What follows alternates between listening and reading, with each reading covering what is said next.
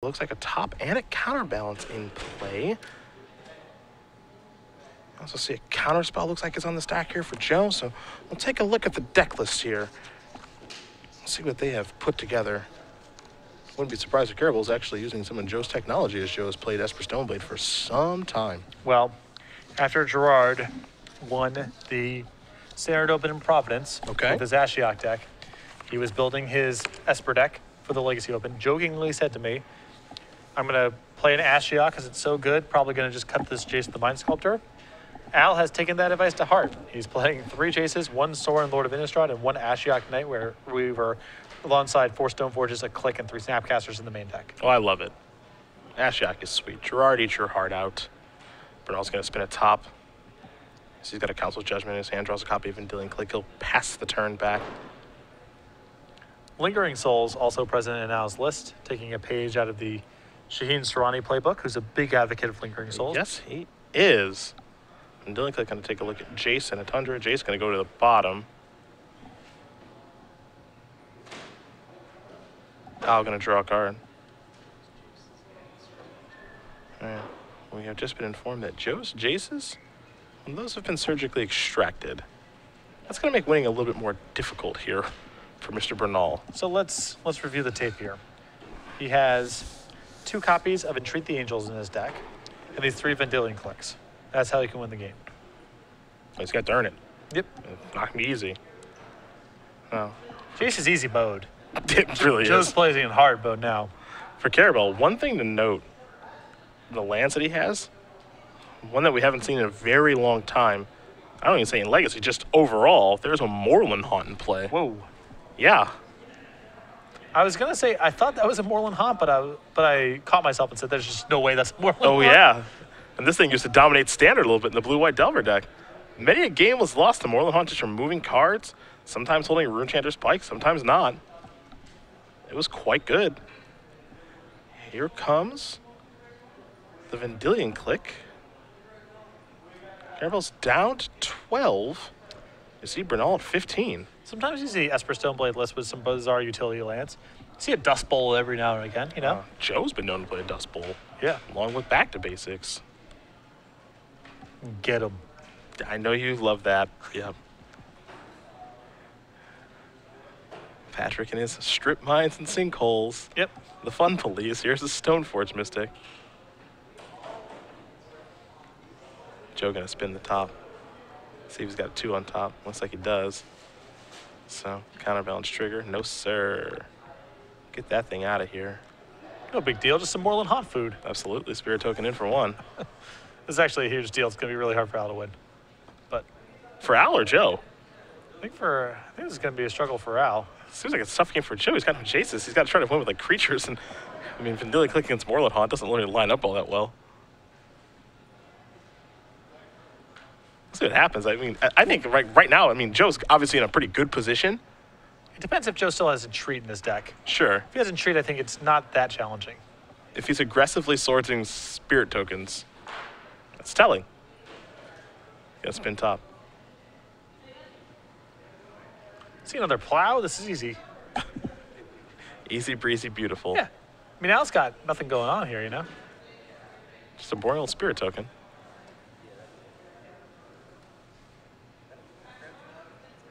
See what he's gonna do here.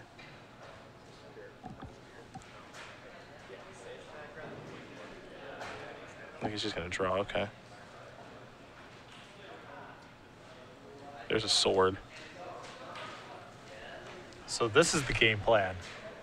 Just try to attrition out all of Joe's removal. I mean, that's definitely a plan. Joe's got swords on top, so that's in. Here's an equip, response, peel, swords it. Presumably that's your turn. So if you had to worry this much about every creature that comes into play on Al's side, not only because it's a creature, but also because it's a Moorland Haunt food on the way back. Yeah. This is definitely hard mode. I take back what I said before. Yeah, that's what I don't love about it. It's super tough if he's aggressively sorting spirit tokens. It seems as though he's worried about some things. He's got him on a 4-turn clock right now. Yeah. It's gripping that Council's Judgment tightly. That's his out to a sword or a token as appropriate. Yep. I think Joe might be considering casting the Council of Judgment right now. Yeah. And for Al, I'm not entirely sure if that top is in play for him or not.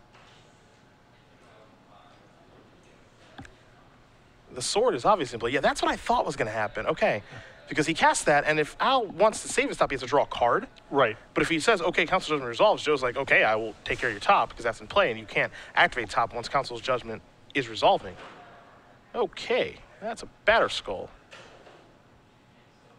Joe is going to spin his top and hope to find a 5. Council's Judgment would have been really good against that. This is true. 3. Vendilion Click. Joe's face lights up a little bit. I think he knows he's in a little bit of trouble now, though a fetch land does give him a reshuffle. But yeah, this top 3 is no help. And Joe, you know, trying to damage race this match at this point, 1 hit from a batter skull, it's all undone. Yeah, it's all reversed. And then the fact that he's without his Jaces, he has to win via damage, either through Vendilion Click, maybe Entreat if that's still in his deck. That's going to be much more challenging.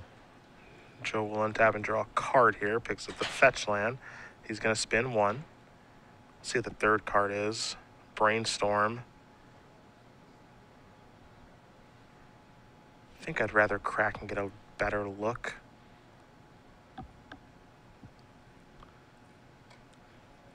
Yeah, the Brainstorm doesn't really change anything unless Joe is willing to shuffle away his Divining Top.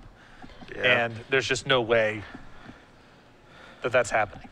He's going to sacrifice the air mace, go get planes. He's at 13 now. You see the life total is 13 to 8 in favor of Bernal. He's got to find an answer to batter skull now, though. It's funny, he's put people in this spot a lot during his time playing Legacy here on the Open Series. Yep. Quick update for you guys. In our 2 versus 7, Canalican, Andrew, of course, does defeat Dylan Jones 2-0. Death and Taxes moving on over Sneak and Show. Not too much of a surprise there. See a Brainstorm, an Island, and didn't get a great look at the 3rd card. Joe gonna activate Sensei's Divining Top, draw and cast Brainstorm. So hit 1, 2, and 3. Top Island is what he's gonna look at. 2 cards you can go back. This is a very mana-intensive way to see a new card. Yeah, he gets to put these back, recast the top, and then there's 1 fresh one in this look.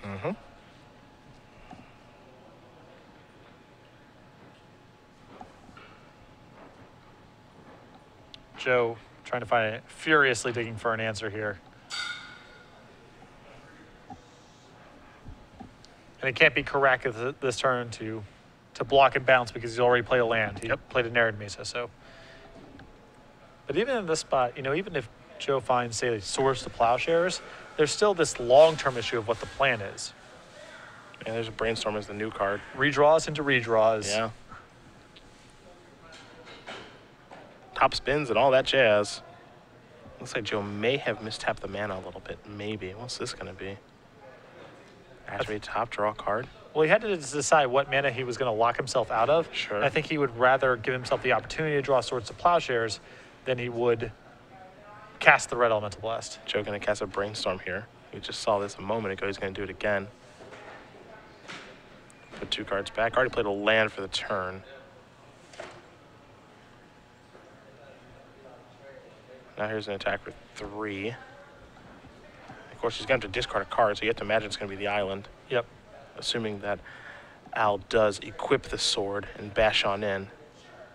Oddly enough for Joe, that was a turn of looking at a bunch of cards, but realistically, really not accomplishing a lot. That is a spinning of the tires. Yeah.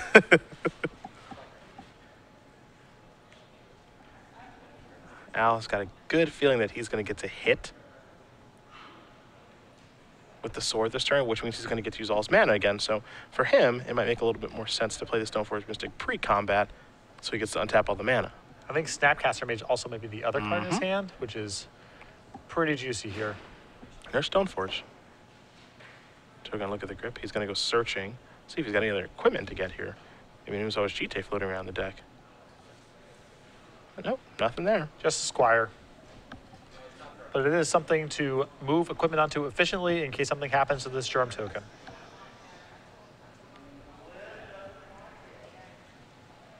So here's the attack. It's going to be for 6. Joe, of course, with no blocks. So Al's going to do a lot of the work that Vendilion click has done over the past couple turns. Yeah, every part of this matters so much. Joe taking 6, Al getting 6, the lands untapping. Joe discarding too. Yeah, getting hit from all angles here. Now they're Snappy. Let's see what Snappy searches up. Wouldn't surprise me if this was Disenchant, because there was no 2 on the top of the deck last time, so this is a window for Al to break out a counterbalance. That's what he's going to do. He's going to pass the turn back over to Bernal. Bernal's board has been devastated, and he's going to need something real nice to get back in this now. Going to start by playing a top. Now it's time to spin a top. So 1 and 2 and 3. And none of those cards are of much help. There's an island, another top, and a red elemental blast there. Yeah, it's no help and no reshuffle. Bernal knows he's in trouble now. All he can do is pass the turn back. So back to Karabell we go. It's a pretty quick draw, and looks like he's ready to get into the red zone right away.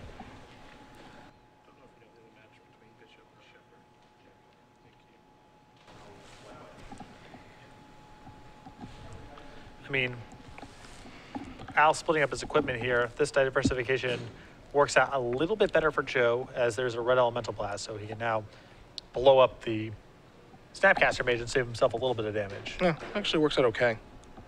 I like splitting up the equipment. If red elemental blast is on your radar, the sword should probably go on the Stoneforge Mystic.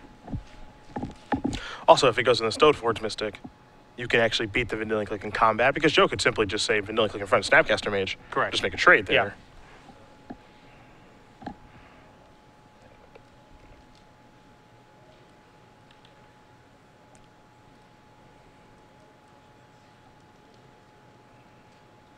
Yeah, so he's going to use the red blast there. The Vendilion click is going to block the Batter Skull, it looks like. He might have some interest in trading, I guess, but yeah. And the problem, and you know, we kind of mentioned this card before, the Moorland Haunt. Yeah, trading's pretty bad for Joe here. Yeah.